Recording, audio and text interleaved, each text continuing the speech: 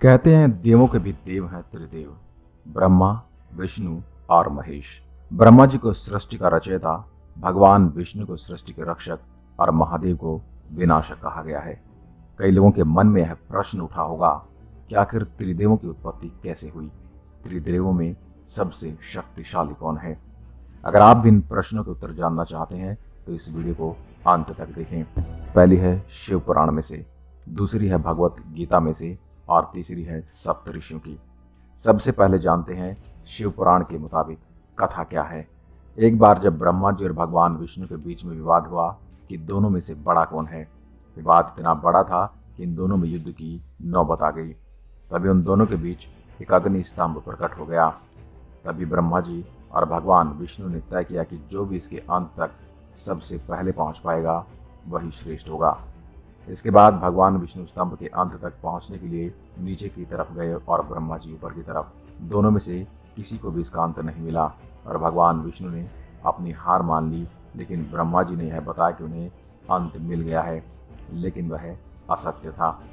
ब्रह्मा जी के असत्य बोलते ही उस अग्नि स्तंभ से प्रकट भगवान शिव हुए और ब्रह्मा जी के 5 मुखों में से जो असत्य बोले थे उसे काट दिया और श्राप दिया कि संसार में उनकी कोई पूजा नहीं करेगा और भगवान विष्णु को अपने समान पूजे जाने का वरदान दिया।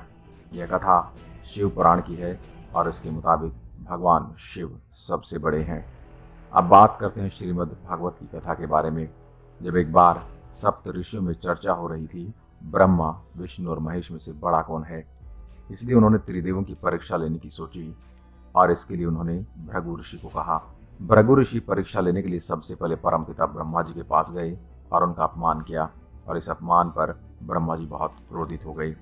इसके बाद भृगु ऋषि भगवान शिव के पास गए और उनका अपमान किया और बाद में जब भगवान विष्णु के पास गए तब विष्णु जी विश्राम कर रहे थे। तब भृगु ऋषि ने उनकी छाती पर लात मारी। उनके इस बर्ताव से भगवान विष्णु को जरा भी क्रोध नहीं आया और उन्होंने ऋषि भृगु के पांव पकड़ लिए और उनसे पूछा कि कहीं उनके पैर में चोट तो नहीं लगी, क्योंकि मेरी छाती का भाग बड़ा कठोर है जिससे आपके पैर में चोट लग सकती थी। भगवान विष्णु की बात सुनकर भृगु ऋषि ने उनसे माफी मांगी और सप्त ऋषियों ने माना कि त्रिदेवों में से भगवान विष्णु श्रेष्ठ हैं। अगर इन कथाओं की माने और मनुष्य अपनी तमाम बुद्धि लगा के भी सोचे तभी वे त्रिदेव की तुलना नहीं कर पाएंगे। शिव पुराण, विष्णु पुराण में इन दोनों ग्रंथों में त्रिदेवों को सर्वश्रेष्ठ बताया गया है और ऐसी कोई जानकारी नहीं है कि इनमें से सबसे श्रेष्ठ कौन है। अब बात करते हैं तीसरी कथा की और इसके अनुसार भगवान विष्णु, ब्रह्मा जी और शिव जी एक साथ बैठे थे।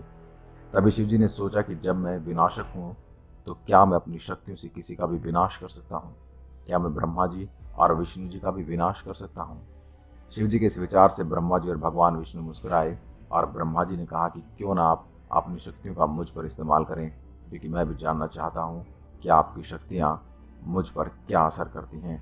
तब शिव जी ने अपनी शक्तियों का इस्तेमाल किया। तब ब्रह्मा जी जल के भस्म हो गए और वह पर राख का ढेर हो गया। भगवान शिव जब चिंतित हो गई कि अब सृष्टि का क्या होगा, तभी जब शिव जी उस राख को अपनी मुट्ठी में लेने वाले थे तब उसमें से आवाज़ आई कि महादेव, मुझे कुछ नहीं हुआ। तब ब्रह्मा जी ने बताया कि आपकी शक्ति के मुझ पर इस्तेमाल से राख का निर्माण हुआ और जहाँ भी निर्माण होता है वहाँ पर मैं होता हूँ। तब भगवान विष्णु मुस्कुराए और महादेव से कहा कि मैं इस सृष्टि का संरक्षक हूँ, मैं भी जानना चाहता हूँ कि आपकी शक्ति का मुझ पर क्या असर होता है। तब शिव जी ने अपनी सारी शक्तियों का भगवान विष्णु पर प्रयोग किया।